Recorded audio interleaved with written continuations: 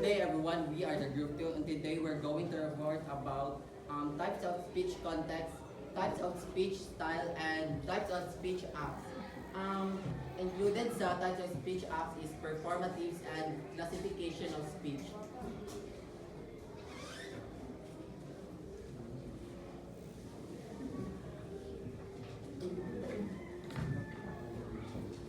Types of speech context.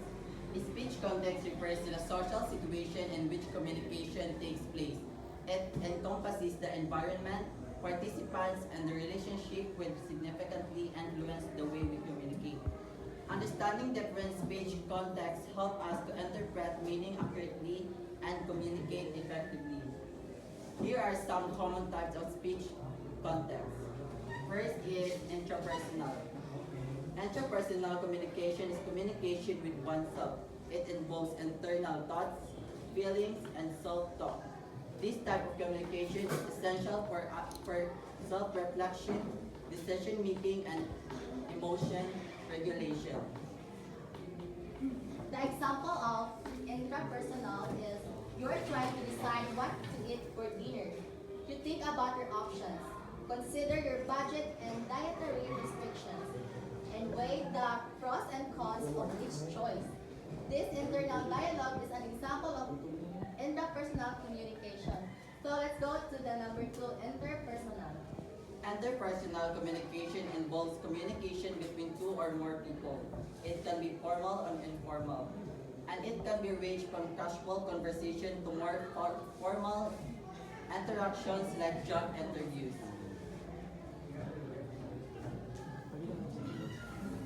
Example, you're having a conversation with a friend about your weekend plans. You share details, ask questions, and respond to their feedback. This is an example of interpersonal communication. The third one is public. Public communication involves speaking to a large audience. It is often formal and planned, and it may include presentations, speeches, or lectures. Example for this context is you are giving a presentation at work about a new project. You are carefully prepare your speech, practice your delivery, and use visual aids to engage your audience. This is an example of public communication. The fourth one is mass. Mass communication involves communication through media channels like television, radio, newspaper, and the internet. It is characterized by a one or too many people between the sender and the receiver. So the example of mass communication is you are watching a news report on television. This is an example of mass communication, as the news organization is communicating with a large audience through a media channel. The fifth one is intercultural.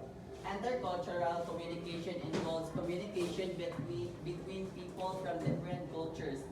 This type of communication can be challenging due to differences in language, customs, beliefs, and values. The example of intercultural communication is you're traveling to a foreign country and trying to communicate with the locals. You may need to use gestures, nonverbal cues, and a basic understanding of the local language to communicate effectively. This is an example of an intercultural communication. So let's go now sa types of speech styles. We have 5 types of speech styles. David, can you read one? Go. Sorry, dapat ay conclusion. Conclusion. Understanding different speech context is crucial for effective communication. By considering the social situation, participants, and their relationships, we can tailor our communication appropriately and avoid misunderstandings. Okay, we're going to discuss about types of speech styles. Speech style refers to the way we adjust our language depending on the situation in our relationship with the listener. It involves factors like vocabulary, grammar, tone, and even body language. Understanding different speech styles help us to communicate effectively and appropriately, and various contexts. Here are some common types of speech styles. Number one is intimate. Intimate speech style is used in close relationship members between family members, close friends, and romantic partners. It is characterized by informal language, slang, nicknames, and shared inside jokes. This style is used often in private settings and is marked by a high level of trust and familiarity. We prepared 3 examples here, and first one is a couple whispering sweet nothings to each other. The second one is two best friends gossiping about their mutual friends. The third one is a parent comforting a child with a soothing voice. Let's go now sa casual and informal. This speech styles is used in relaxed settings with friends, family, and acquaintance. It is characterized by informal language, colloquialisms, and a conversational tone. We have 3 examples here, and the first one is a group of friends chatting at a coffee shop. The second one is a family gathering where people are sharing stories and jokes. The third one is a casual conversation with a co-worker about weekend plans. The next speech style is consultative. Consultative speech style is used in professional or semi-formal settings where one person is seeking information or advice from another. It is characterized by clear, concise language and a respectful tone. This style is often used in doctor-patient consultations, teacher-student interaction, or business meetings. And here is our example. The first one is a patient explaining their symptoms to a doctor. The second one is a student asking a teacher for clarification on a topic. The third one is a client discussing a project with a consultant. Now, the second to the last is formal speech style. Speech style is used in highly structured settings like public speeches, academic presentations, or like legal proceedings. And here is our example. The first one is a politician giving a speech at a political rally. The second one is a professor delivering a lecture in a university classroom. The third one is a lawyer presenting a case in a court. The last one is frozen.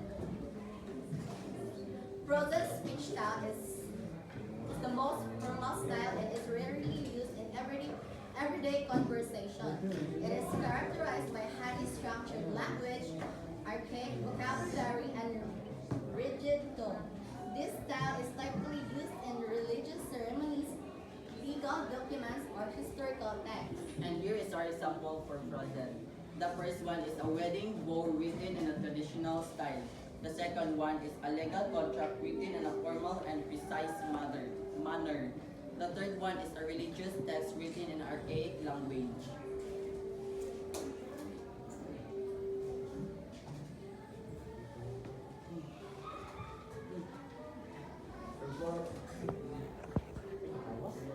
Performative action.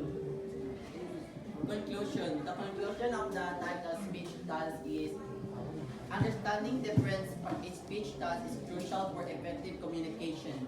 By adjusting our language and tone to suit the situation in our relationship with the listener, we can communicate more effectively and avoid awkward situations. So let's go now to the performative speech. Action to words.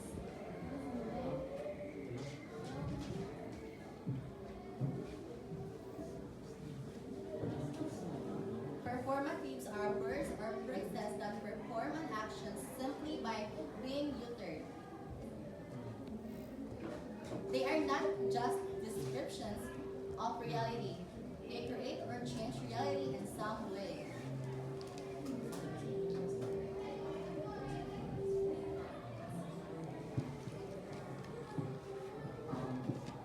Think of it like this. When you say I promise to be there, you're not just stating a fact. through actually making a promise which creates an obligation. Here are some key characteristics of performatives. The first one is they require a specific conditions to be successful. For example, a wedding vow only works if the people involved are legally allowed to marry. The second one is they are often associated with specific roles or institutions. For instance, a judge can pronounce a sentence but an ordinary person cannot. The third one is they can be happy or unhappy depending on whether the conditions for their success are met. A bad marriage vow is still a vow, but it won't have the intended effect. Examples of performatives. Here are some common examples of performative verbs. Declaring. I declare this meeting adjourned. Promising. I promise to pay you back. Appointing. I appoint you as the new CEO. Apologizing. I apologize for my mistake. Naming. I named this ship the Titanic. The importance of performatives.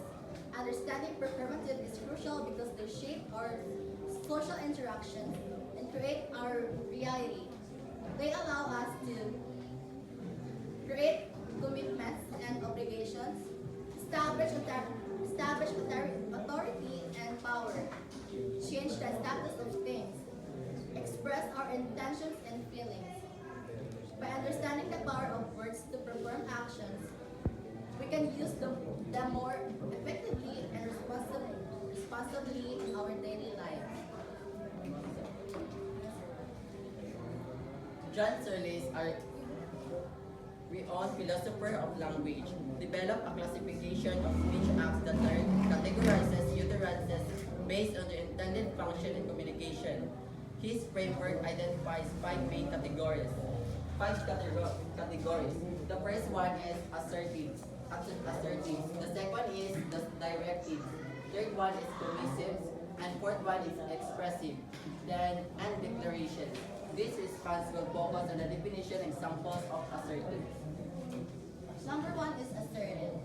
Statements of belief. Assertives are speech acts that express the speaker's belief about truth of proposition. They aim to convey information, make claims, or describe the state of affairs as the speaker understands them. In essence, assertives commit the speaker to the truth of what they are asserting. Example of assertives. The sun is shining today. This statement asserts a belief about the current weather condition. The second one is Shakespeare wrote Hamlet. This statement asserts as historical fact. The third one, I think the new restaurant downtown is overpriced. This statement expresses an opinion, which is a type of belief. The fourth one is this meeting will start at 10 p.m. This statement conveys information about a planned event. The fifth one is I saw a bird flying outside my window. This statement describes an observation.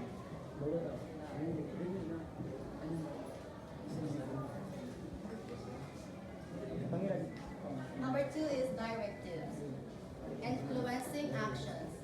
Directives are utterances that seek to influence the behavior or actions of the listener.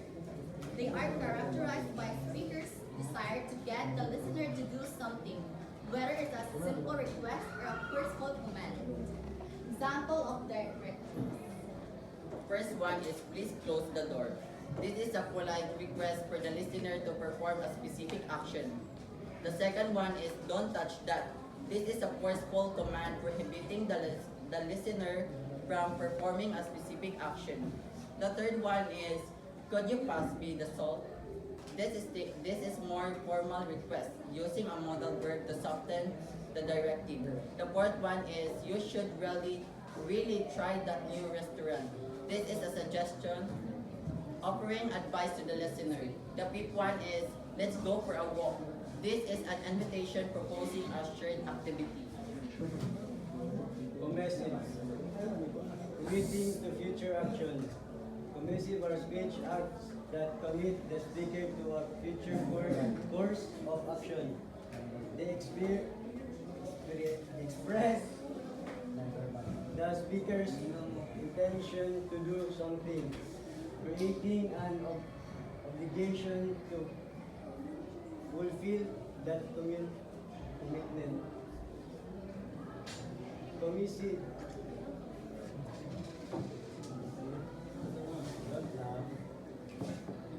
Commissive are fundamentally about promises, pledge, and about warranties. Example of commissive. First one is I promise to be there on time. This statement commits the speaker to arriving at a specific time. The second one is I will help you with your homework. This statement commits the speaker to providing assistance. The third one is I guarantee you love this movie. This statement commits the speaker to the quality of the movie. The fourth one is I'll pay you back tomorrow. This statement commits the speaker to repaying a debt. The fifth one is I vow to love and cherish you forever. This statement commits the speaker to a lifelong commitment.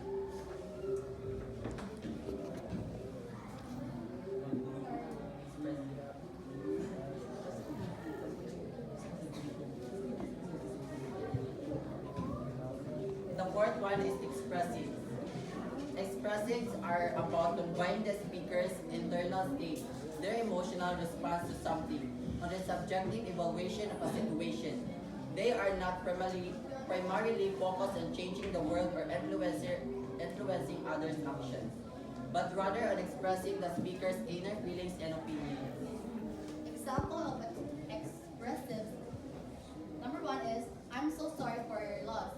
This expresses sympathy and condolences for the listener's grief. Number two is that's fantastic news. This expresses joy and excitement about the listener's good fortune. Number three is I'm really disappointed in you. This expresses disappointment and disapproval of the listener's actions. Number four is I'm so excited about the trip. This expresses enthusiasm and anticipation for future events. The last one is this weather is awful. This expresses a negative opinion about the current weather conditions. So the last one is declarations. Declarations are unique speech acts because they have the power to change the world by the act of being spoken. They are not simply statements about reality, but rather actions that create a new reality. So the example of declaration is number one. I now pronounce you husband and wife. This utterance spoken by an authorized person creates a new legal relationship between two individuals. Number two is I quit. This utterance spoken by an employee terminates their employment contract. Number three is you're fired. This utterance spoken by an employer terminates an employee's employment contract. Number four is I hereby declare war. This utterance spoken by a head of state officially initiates a state of war. The last one is game over. This utterance spoken by a referee officially ends a game. Conclusion. Declarations are powerful speech acts that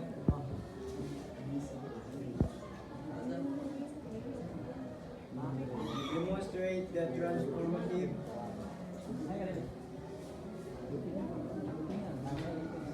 Nature of language. They highlight the ability of words to not only describe reality, but also to shape it. Understanding the different types of declarations can help us appreciate the unique role that language plays in social institutions, legal system, and other aspects of human life. By recognizing the intent behind declarations, we can better interpret and respond to utterances that have the power to alter the world around us. And that's all for today.